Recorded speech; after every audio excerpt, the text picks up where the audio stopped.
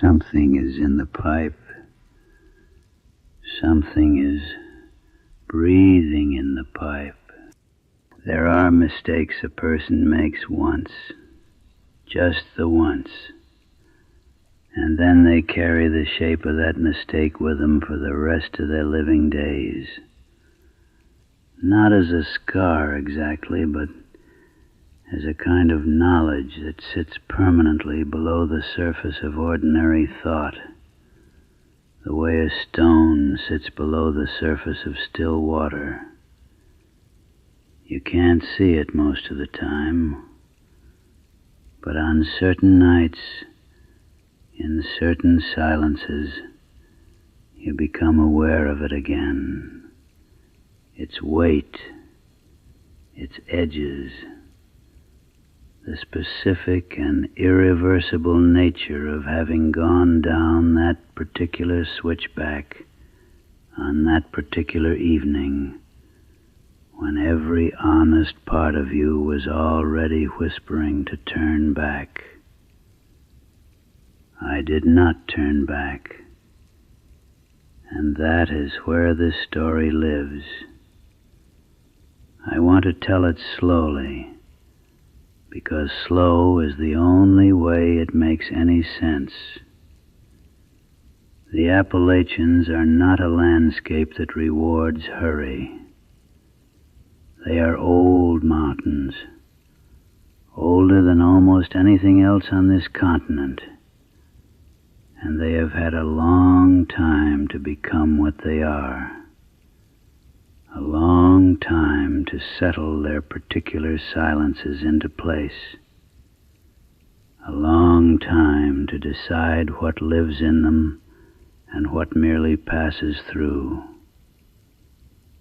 I was passing through, or so I believed. The day had begun well enough. I'd set out from the last shelter before the ridgeline in the gray, pale hour just before dawn, when the trail is still cool enough underfoot that you can feel the moisture in the soil through the soles of your boots, and the trees on either side hold the darkness just a little longer than the sky above them. It was mid-October.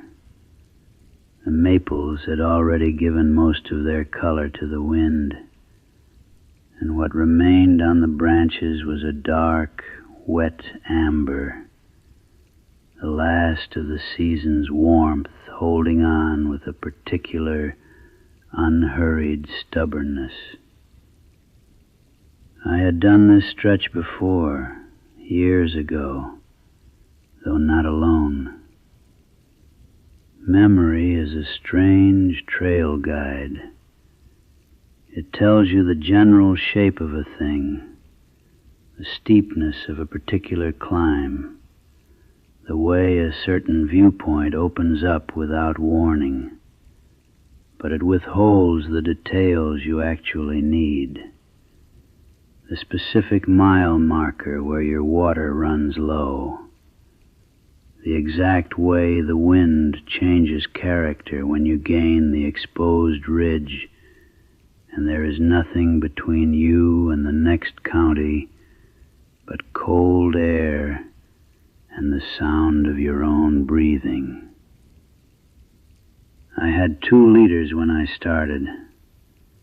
By mid-morning, with the ridge still an hour above me, and the trail tilting upward through dry, rocky switchbacks where the soil had cracked away from the stone in long, pale fissures, I was down to 1. I told myself it was fine. The guidebook notation was clear. No reliable water sources on the ridge section. Plan accordingly for 11 miles. I had read it that morning in camp, in good light, with a full stomach and both bottles full, and the words had arranged themselves in my mind as a simple logistical note, something to be aware of, categorized and filed and largely forgotten by the time the trail leveled out and the views opened up to the west. But by mid-afternoon, the category had shifted. The ridge was exposed and wind-stripped, and the wind itself was cold and dry, and had been pulling the moisture from everything it touched for what felt like weeks. The bracken fern along the trail margins had gone the color of old rust. The leaf litter was loud underfoot, a dry, papery crackling with every step that seemed to announce my presence to the whole hollow below. My lips had begun to chap at the corners. The back of my throat carried a faint, persistent ache, low and patient. The kind of thirst that has moved past urgency into simple fact. I rationed carefully, small sips, measured intervals. The particular discipline of a person who is trying very hard not to think about how much remains by focusing instead on the exactness of the effort. It didn't help as much as I needed it to. By the time the sky had shifted from the flat, pewter gray of an overcast October afternoon to the deeper, bruised violet of approaching dusk, I had perhaps 3 swallows left. The trail bent northward ahead, following the ridgeline through a section where the mountain laurel crowded in from both sides, dense, pale-barked, horizontal in its reaching, the kind of growth that seems less like a plant and more like an intention, a thicket that has decided on its direction and does not reconsider. I was moving through it, head down, counting steps in the absent-minded way you count steps when the day has gone on long enough that thinking requires more effort than you have available. When I saw the sign, it was tacked to a laurel trunk just at the trail junction, where a faint depression in the slope hinted at a secondary path breaking off to the left and downward. The board was old, dark with moisture and years. The grain of the wood raised and roughened in the way of things that have spent a long time outdoors, being alternately soaked and dried and soaked again. The letters had been burned directly into the surface rather than painted, which meant they were still legible even in the failing light. Deep, clean channels in the wood that held the shadows. An arrow pointing down and left, and beneath it, one word: spring. No mileage, no name, no agency marker or trail club medallion, just the word and the arrow, burned into old board by someone's hand at some point far enough in the past that the tack holding it had rusted entirely into the bark. I stood at that junction for a long time. Every accumulated piece of trail knowledge I carry, and I have been walking long enough to carry quite a lot of it, assembled itself quietly against the idea of following that arrow. Unmapped source, unknown water quality, unknown distance down a steep, unlighted slope through dense laurel in failing light, alone, with the temperature dropping and the trail narrowing. Every bit of it said, "Keep walking north." I looked at my bottle. The last of the light caught the plastic from one angle and showed me precisely what remained. The thin, honest measure of 3 swallows, with the particular clarity of something that has run out of patience for pretense. I went down. The slope was steep enough from the first step that I had to angle my feet sideways to keep purchase, and the laurel closed in almost immediately. My pack snagged on branches I could not entirely see, smooth, reaching arms that caught the straps and held briefly before releasing, only to catch again 2 steps further on.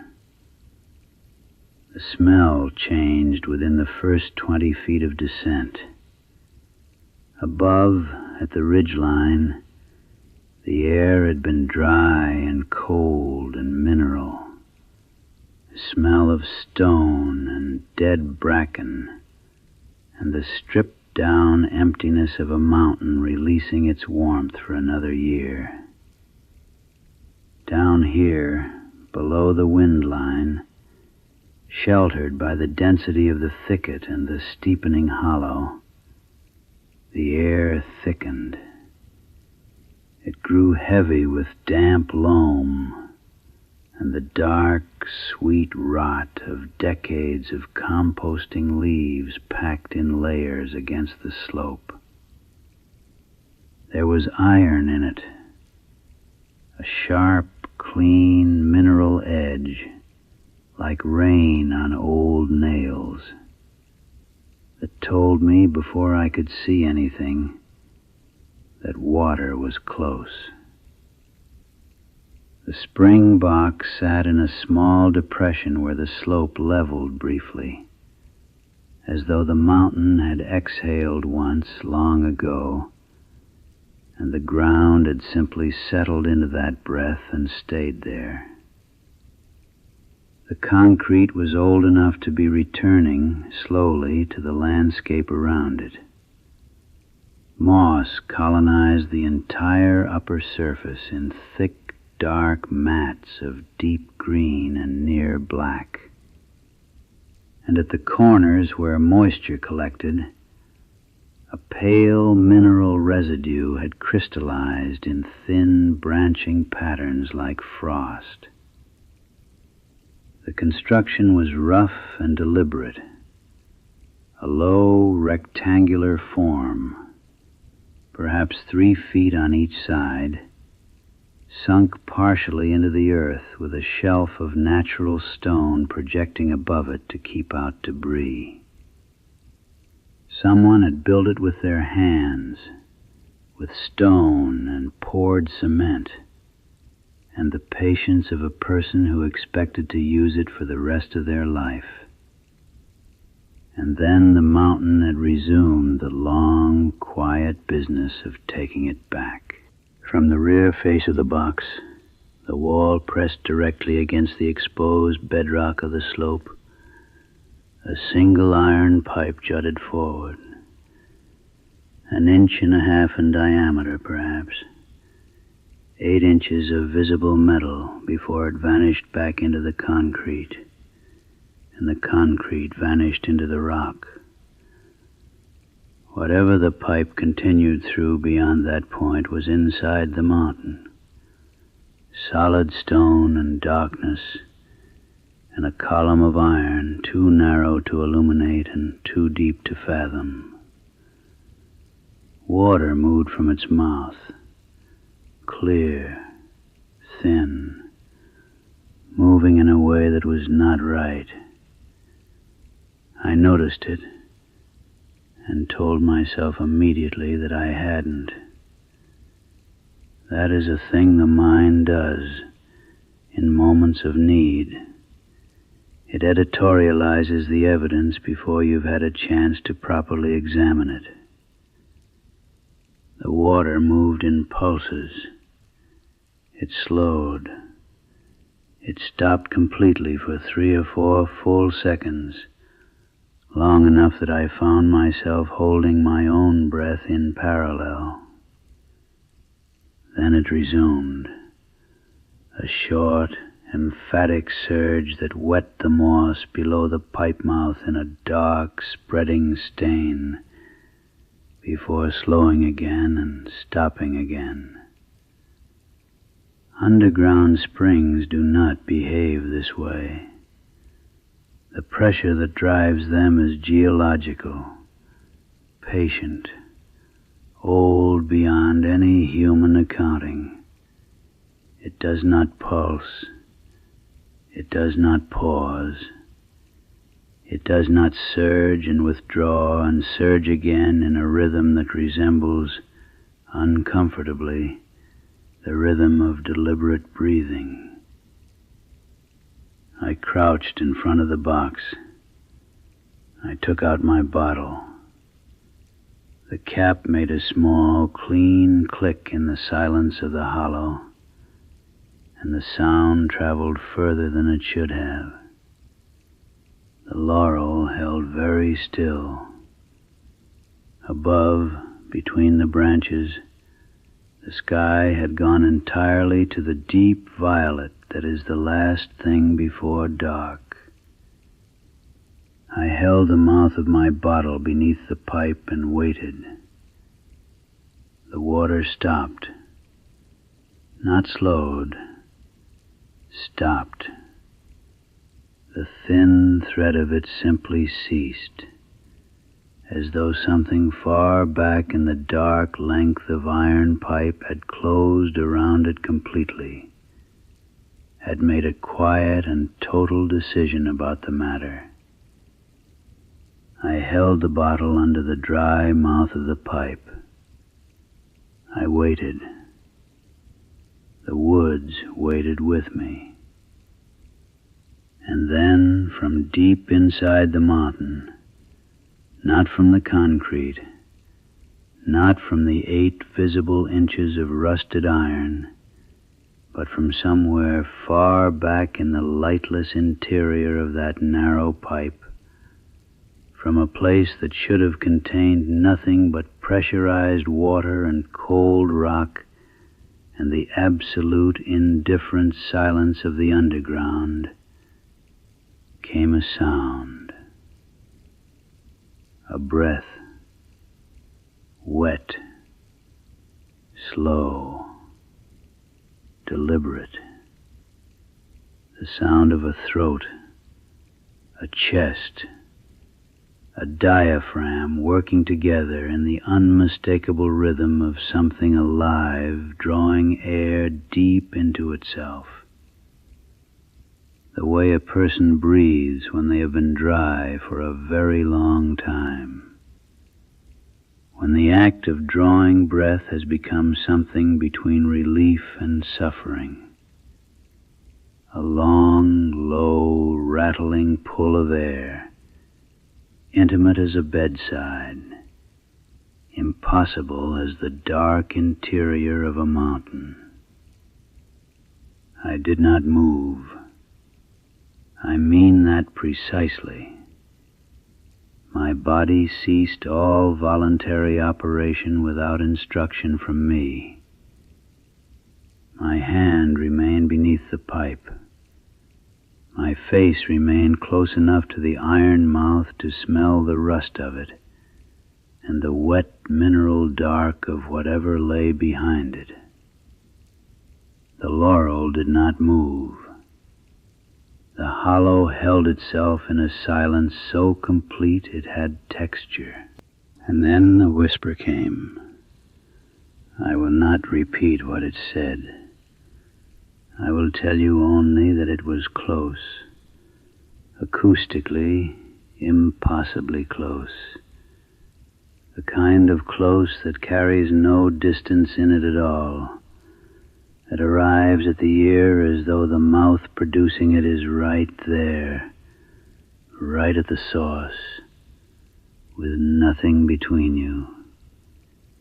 It had traveled through however many meters of black iron and solid bedrock and arrived without diminishment, without echo, without the reverb of stone or the friction of distance. It simply arrived. I set my bottle down on the moss, without sound, without hurry. I straightened up from my crouch, and I did not look at the pipe again.